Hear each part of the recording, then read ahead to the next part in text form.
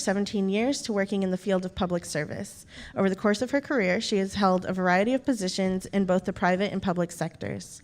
Currently, she serves as the manager of the Alameda County Oakland Community Action Partnership.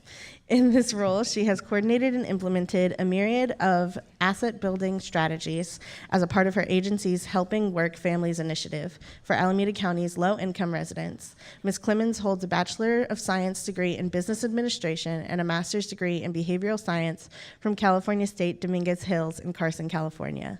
Welcome, Estelle, and our panelists. Thank you.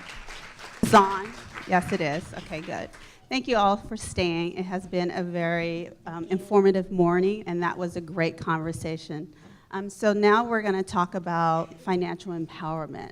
A lot of folks in the break were talking about, so what can we do? And we were having a conversation that, you know, maybe society is at a tipping point. We talk about inequality. You heard Mauricio talk about mobility.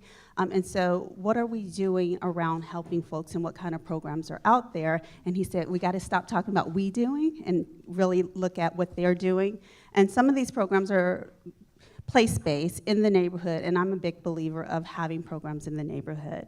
And so I want to start off by introducing our panelists, and on my left is Judy Swartz, the administrator for the Fremont Resource Center, and she runs what I like to call the EITC on steroids, and I always refer to them as that in our coalition. And she has been there since 2012. The Fremont Resource Center is a collaboration of 27 state, county, city, and nonprofit organizations co-located and working together to serve families. The City of Fremont Human Services Department is the lead organization in this collaboration, and I would like to welcome Judy. And we're going to have everyone talk 5 minutes on their program, so I'm going to introduce everyone first. Next, we have Sophia Navarro, who is with Unity Council, and she joined them in 2005 as the program assistant. In October of 2012, Sophia was promoted to Vice President of Programs, and in her new role, she is now the Chief Operating Officer, so congratulations. And she's responsible, which includes overseeing the management of all programs, projects, and administrative operations for the nonprofit, so welcome. And next we have Lisette Ramirez, who is a market manager at A New America, and she provides entrepreneurship training in Concord, Richmond, Oakland, and San Jose. So welcome, Lisette. And at my far left, we have Allison Trainey. Is that right? Did I miss? Traina. Education and Employment Specialist at Beyond Emancipation. And she has been serving young people in a variety of community and school settings throughout the Bay Area. At Beyond Emancipation, Allison supports current and former foster youth and probation youth in their transition out of child welfare and or juvenile justice system into adulthood. So I would like to welcome my panelists here today. And before we start with Judy, one thing that struck out when they were having the conversation, I grew up with a mother who was a single mother raising 3 kids. In my family, we have this saying, my mother always made $1 out of 15 cents.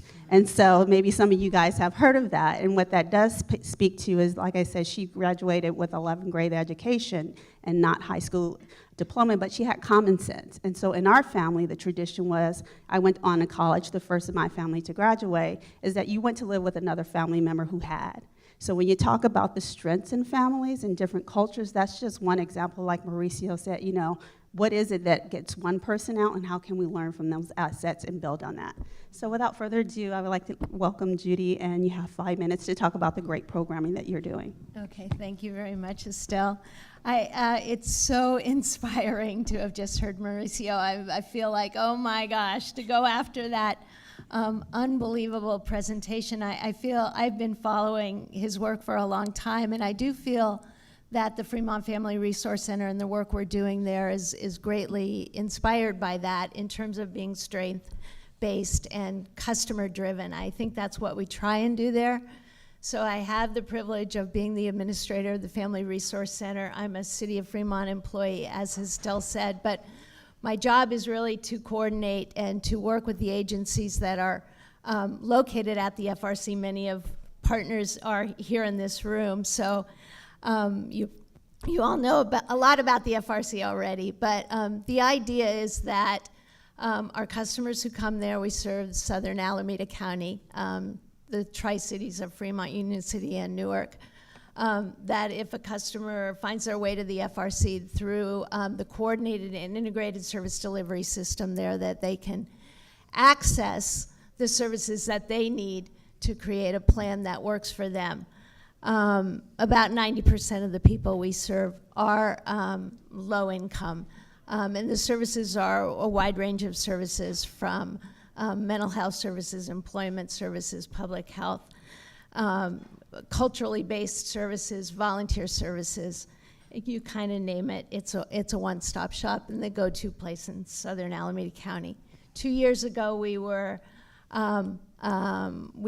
lucky enough to join the Spark Point Initiative, which many of you already know is a United Way of the Bay Area coordinated initiative aimed at this same topic that we've been talking about all morning, bringing people, creating economic mobility. I like Mauricio's term better than talking about bringing out of poverty.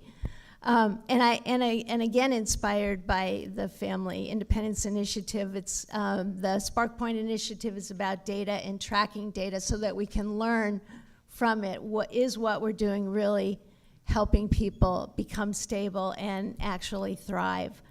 There are 10 Spark Point centers throughout the Bay Area. Many of you are part of them. And what the services that we are offering to our customers, should they choose to take them up, is a financial coaching model built around a coordinated services that also offer asset building and employment-related services. We're tracking outcomes in 4 different areas, and the Spark Point goals are a self-sufficient income, credit score of 650 or above, debt-to-income ratio under 40%, and 3 months savings in the bank. So we all know how hard those goals are. And over time, we've been able to track what the services are that we're providing works. As Estelle mentioned, we have we run the largest VITA site in Northern California. I think I have lucky enough to oversee a group of fantastic folks and volunteers, 150 of them. So we just completed tax season, many of you did too, and I'm happy to say we broke the 2,500 families served in our VITA site. Yeah, many, this is free tax preparation, but more than that, we are trying really, really hard to offer our customers who come to get their taxes done with us because they know that they don't have to pay for tax preparation. We are trying to offer them, if they are wanting, a lot of other services. And at our Spark Point services, we were able to enroll people in Covered California if they needed it this year, public benefits. Am I 1 minute? Okay, so I just want to say that we are learning a lot through the Spark Point Initiative, and we are learning. And I think one of the things that I believe really strongly that we have to work on collectively is creating more targeted pathways to living wage jobs, because we can help people get jobs, but if they're not living wage jobs, they're not going to be able to become mobile.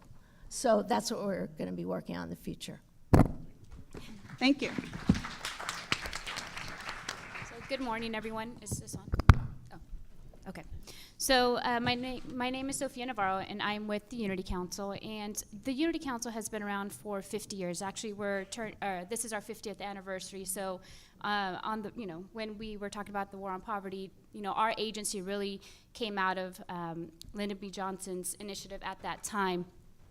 So real quickly, our agency is pretty comprehensive in our services and our approach to how we serve community. So I'll try to keep it brief because we have at least 10 program lines. So I'll keep to the ones that are more focused on the topic today. But I like to describe that our services are from cradle to from cradle to rocking chair instead of from cradle to womb, or I'm sorry, to tomb. So, but really, we have 5 early Head Start centers, primarily in Oakland. We've just expanded into Concord area to serve the Latino community in the Monument Corridor. We serve overall 913 families across our Head Start programs. And we also have home ownership centers. So our home ownership center focuses on, financial empowerment and entrepreneurial boot camp, home buyer education workshops and counseling and coaching, because we don't, I know it's hard to follow Mauricio after that. I have to rethink of how we do and approach, our services. But so we offer home buyer education workshops. We also have a financial empowerment boot camp that happens like twice a month. In addition to that, we are also a neighborhood one-stop career center. So we're located in the Fruitvale area, and we provide services to Central East Oakland. And really, what we do there, our services are free to anybody and everybody that is looking to find employment. So we have individuals come in who need assistance with job searching, or really don't know maybe what they're interested in, so we do and provide assessments for them so we can identify, okay, what are your career goals? And we connect our individuals to employment counselors who we're now changing it to employment coaching, because we want to really put this back on the individual coming through our center, so that we're not just counseling and saying this is what you need to do based on your overall career goal, but really allowing them to take the initiative, coaching them along the way, and really just allowing them to empower themselves really to do what they want to do. So we have 4 employment counselors who are working with individuals. In addition to that, we've also have a healthcare sector career initiative that we started with actually community clinics who approached us in 2008 with the need of having bilingual, bicultural medical assistants. And out of that came out a partnership with the community college, Merritt Community College, and these clinics to develop training. And we were looking at our client base too. A lot of them didn't want to go through this 1-year or 2-year training, because obviously, they needed money on the table and they needed something quick. So we developed a 6-month medical assisting training program, which is ongoing, which is now institutionalized at Merritt College, no longer funded by grants that we were able to get at the beginning. But the idea was that we would allow and we would provide these different opportunities for individuals interested in a career pathway, and they would come in as medical assistants, and we've developed a career ladder so that they can continue to get higher wage and earning jobs. So that's our workforce development. We provide adult and youth services through our workforce development program. The other piece quickly, and we are also a VITA site, but we're not quite as large as the Fremont Resource Center, but we have an AmeriCorps program in addition to additional volunteers, and I know we have like 3 of our AmeriCorps members here visiting. But they provided also tax preparation services, and we were able to complete, our small little site, so I don't even, 780 returns, but out of that, there was 1.1 million of federal refunds that were given back to the community, and 123 of state funds, and then earned income credit was 368. So we feel really good about the free services that we're providing. The fact that we provide a multitude of services, we look at serving the family comprehensively. So depending on what the need is, they come in, we assess. If we don't have the service in-house, this is where partnerships are really important to us. We have La Clínica de la Raza in the area that provides the health services. We have a New America that's down the street that provides, the entrepreneurship services, Centro Legal. So partnerships are really important because we can't do this work alone. And, so I'll just leave it at that, but I can probably go on forever. But anyway, so. Thank you. Good afternoon, good morning. What time is it?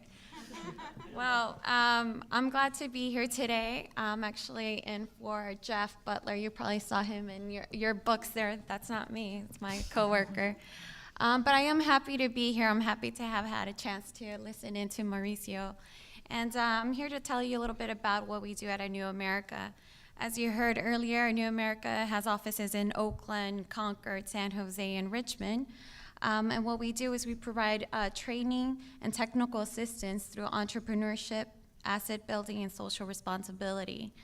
That means, we saw an opportunity in 1999, where our funder, Sylvia Rosales Fike, started this organization to to provide business training to the immigrants and refugees coming here to the United States, not knowing how to formally start a business.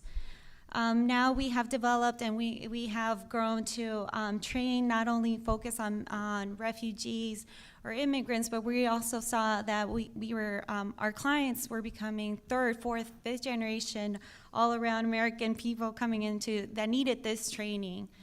What we're doing is with our entrepreneurship training is we're providing business planning classes, technical training, workshops, volunteer programs where we're matching professionals with aspiring entrepreneurs. We're doing asset building where we are introducing or getting our clients ready to apply for a microloan with a typical bank or with some of our micro funders. We're also looking at crowdfunding. Have you guys heard of Kiva Zip? Go look for us. We have some of our clients there. Just recently, one of our clients has met her $5,000 loan goal, and she is now ready to purchase her machinery that could increase her sales. And so we're looking forward to seeing other of our clients become successful like her. We're also looking at matching savings programs, which are, scarce now. I think some of our organizations have lost that opportunity, but we have found it with one of our foundations that have supported us. And lending circles, a lot of our communities do this with their own friends and neighbors. And we're doing this with Mission Asset Fund, and it's another opportunity for our own clients to increase their credit scores and to find funding and to start their business, because often, you guys know, if you want to apply for a loan, you have to at least have 2 years of experience in the field or have started your business. So it's oftentimes difficult for our clients to find funding for their business. Social responsibility is another component of our program. As you heard today, your social network is very important. We also found that it was important to engage our entrepreneurs with their own communities. They need to get out there, know who the local schools are, know who the programs around them are, and what are they doing. We thought that this will be a great opportunity to find the social support from other partners organizations. This is also why we are located in communities that we serve. We're in the Fruitvale in Oakland. We're at the Monument Corridor in Concord. We're in Richmond. We're right there on McDonald and 23rd. So we're near Spark Point Center there. We're near City Hall. We're near the Latina Center.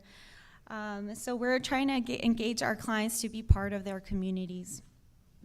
Most of our clients are from, we're only targeting adults.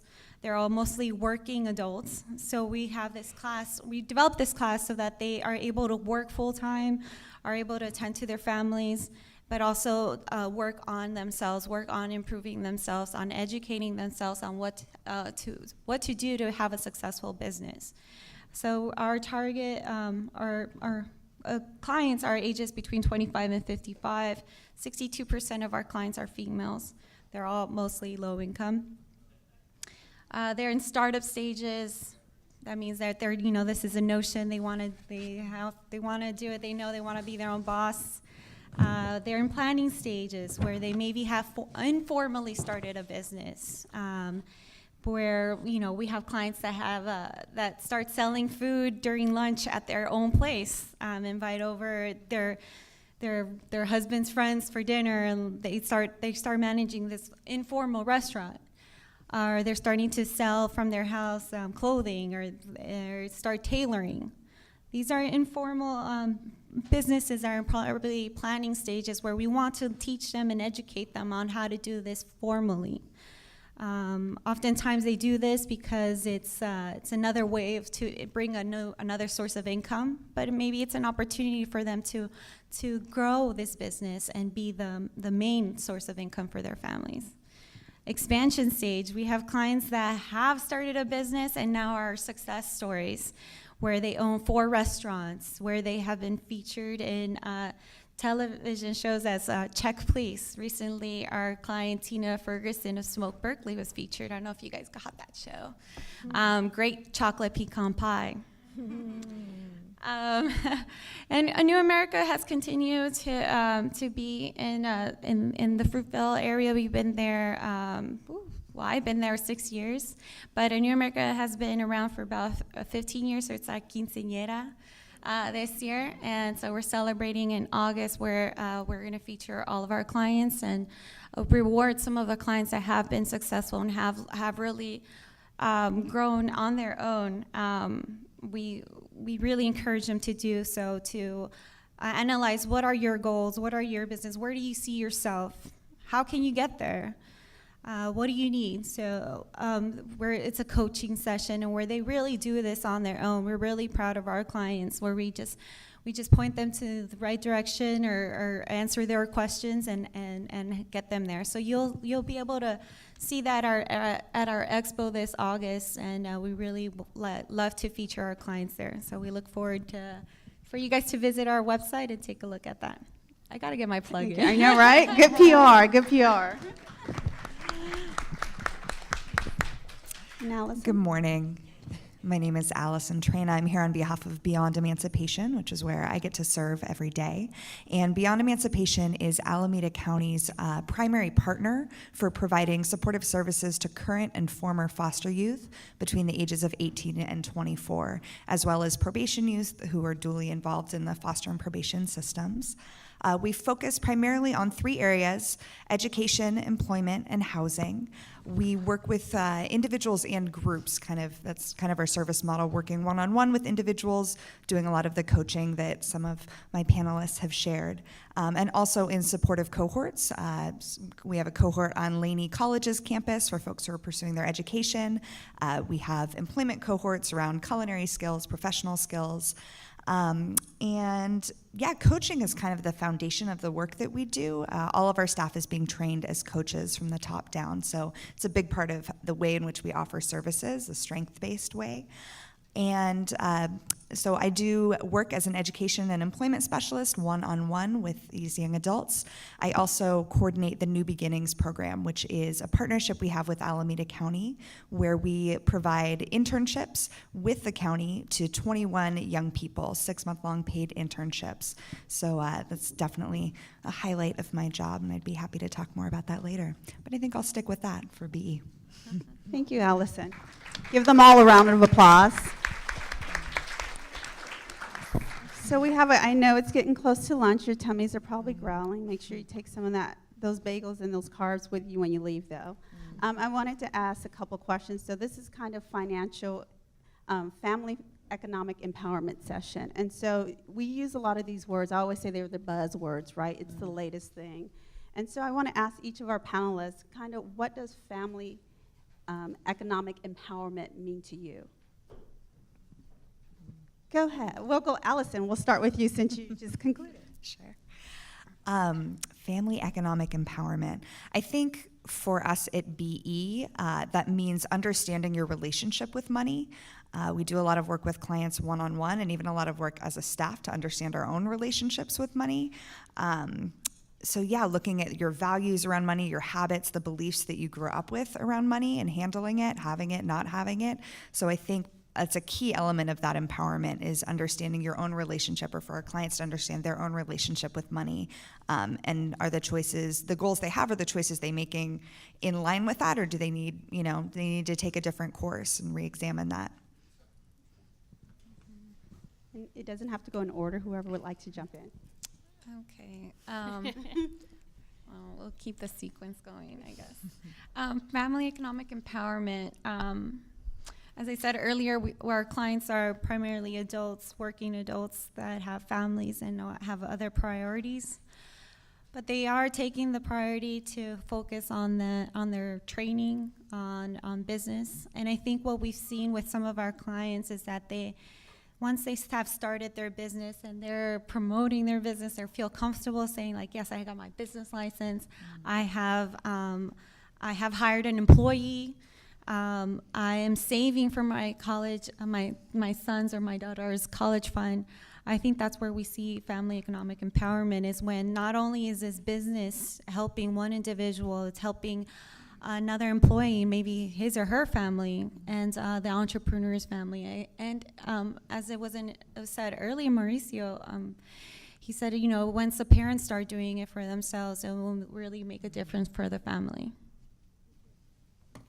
Okay, so family economic empowerment really for us is just, you know, a family being financially independent, not having to really have to choose whether today I want to, you know, we're going to have food on the table, you know, in comparison to maybe something else. So really allowing them to, well, for us, it's just that they're, you know, self-sufficient, that they're able to cover the bills, that they understand, you know, the debt, and are able to really plan for that. I think a lot of our families, you know, do live day to day, paycheck to paycheck, and for us, it's, you know, getting them to not necessarily have to live that way, and really plan ahead and provide the resources available to them so that, you know, they're not having to live that way. So yeah.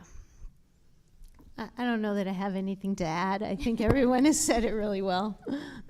And I want to just add on to that. When I think of family, Mauricio talked about community, about the social capital that's there. And then when you look at economic, what comes to your mind? Finances, right? And we talked about having a livable wage, not just having a wage. We see that 73% of folks who are working are still poor. So it's not about employment.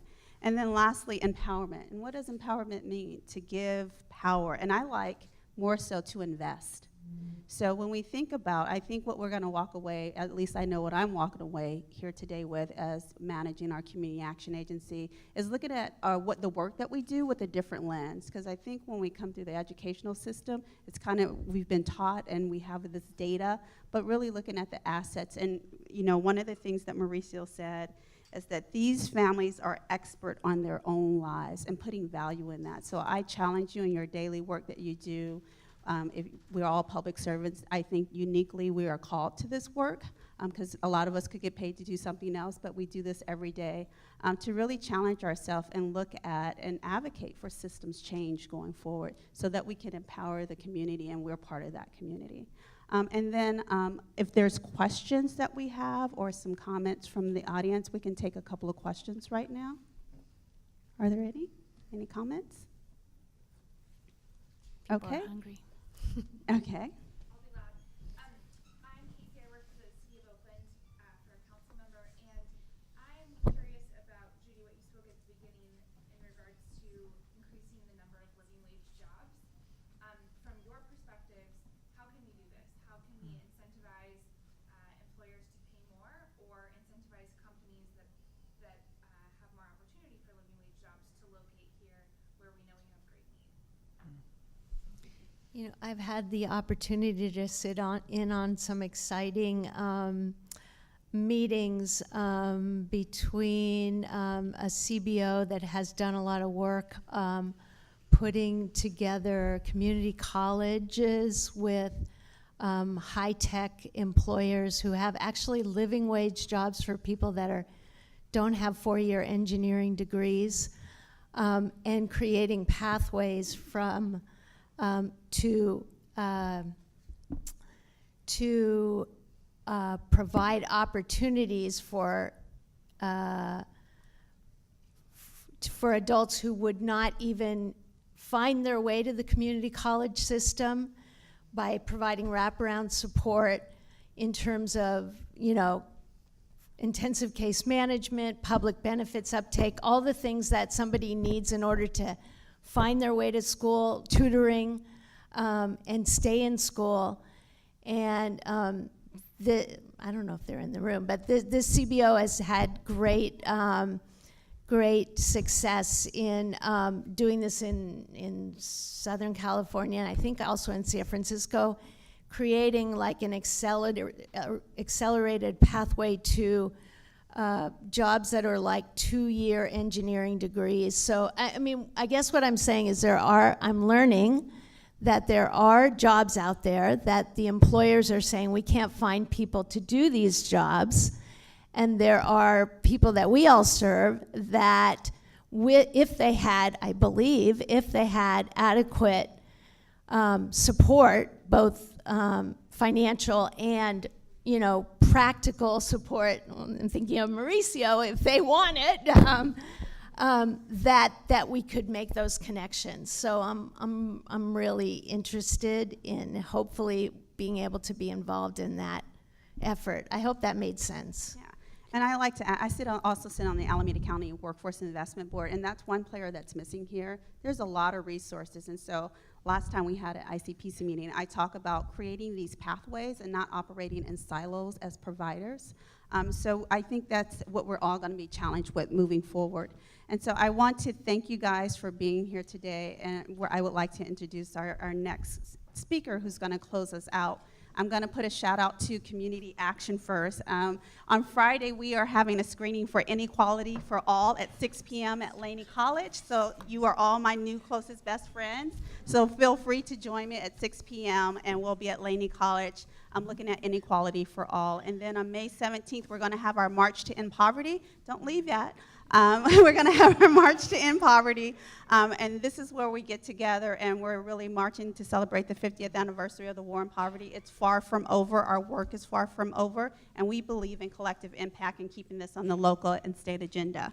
So I would like to do a quick introduction to a man who needs no introduction, obviously. I'm proud to introduce the Honorable Alameda County Supervisor Nate Miley, who was elected to the Alameda County Board of Supervisors in November of 2000 and is serving his fourth term this year. Supervisor Miley represents District 4, which includes a portion of Oakland, from Montclair to the north to Oracle Arena and Coliseum in the south, and the communities of Ashland, Castro Valley, Cherryland, El Portal Ridge, Fairmont, Terrace View, Hillcrest, Knolls, and Pleasanton. He has worked to engage communities, protect open space, strengthen our healthcare system, and create more livable and safe neighborhoods. In 2011, he was appointed as the president of the board, and prior to representing District 4, Supervisor Miley had the honor of serving the residents of Oakland as our city council member for District 6. Supervisor Miley has dedicated his entire adult life to the community and public service. So without ado, Supervisor Miley. Hey, thank you, Estelle, for those wonderful remarks.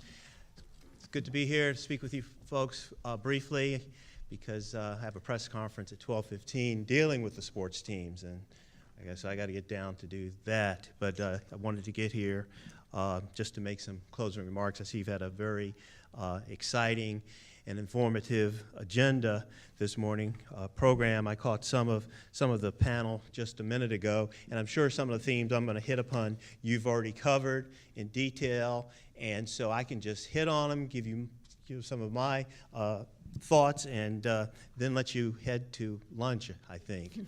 Okay, so I really appreciate the fact that this forum is taking place today, that Supervisor Wilma Chan and the other organizations have sponsored this, the New War on Poverty, Economic Empowerment Opportunities for Children and Families in Alameda County, because the county is responsible, it's a safety net, it's our primary reason for existing, that counties are arms of the state, and so it's important that we try to uplift the boats of folks who are in need. And I think that's the theme that needs to continue to be pervasive.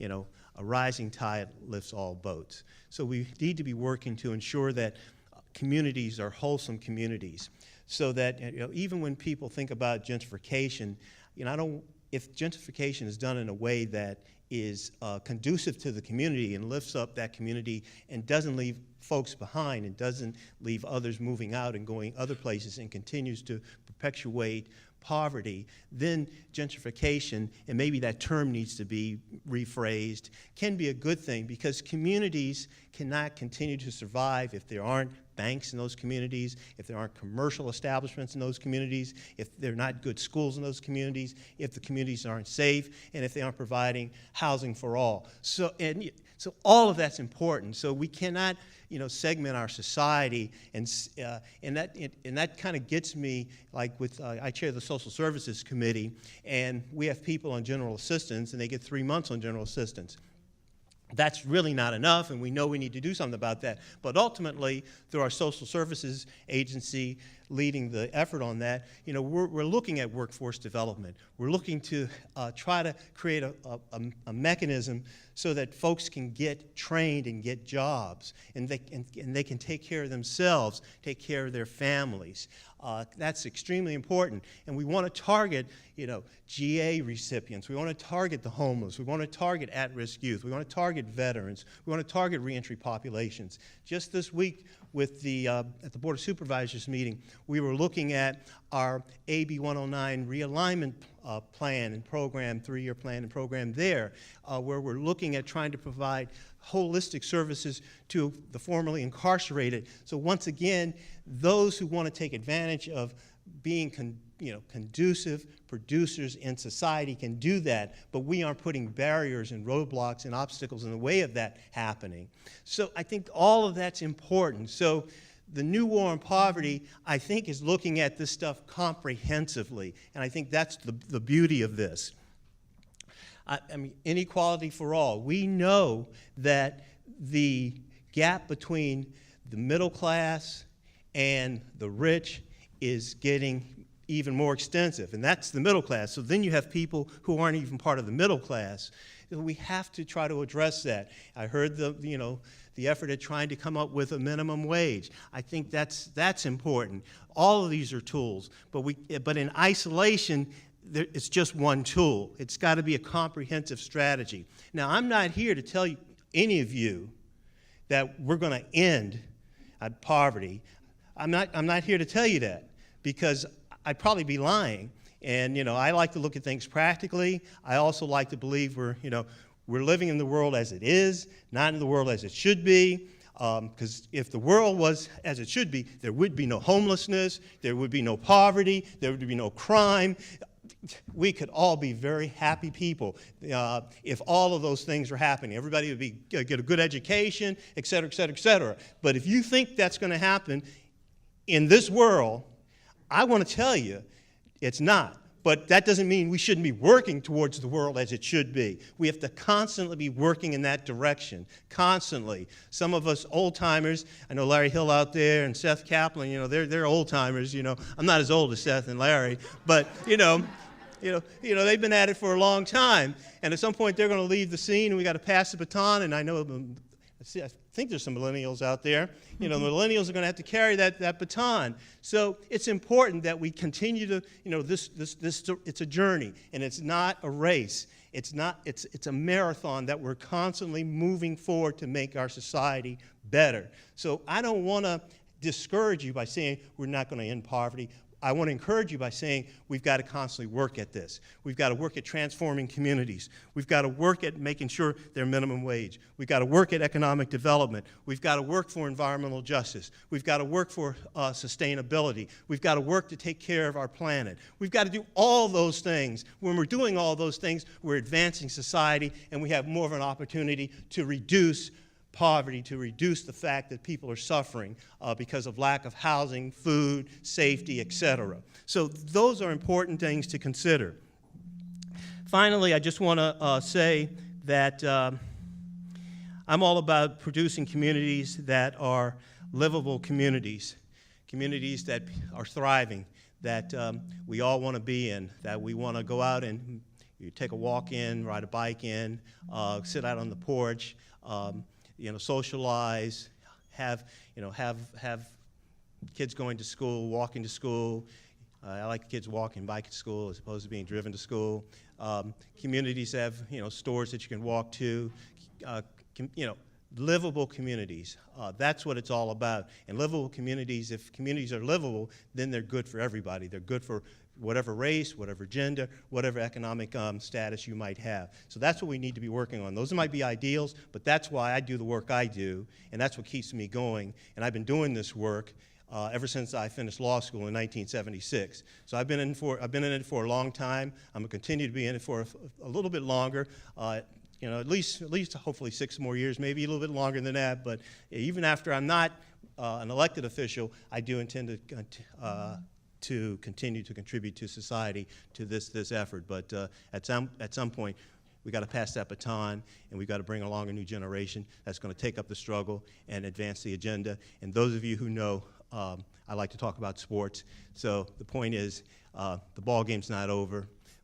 We've scored a few touchdowns, but the ball game's not over. We got to keep going. We got to keep moving that ball down the field and scoring those points. So thank you all.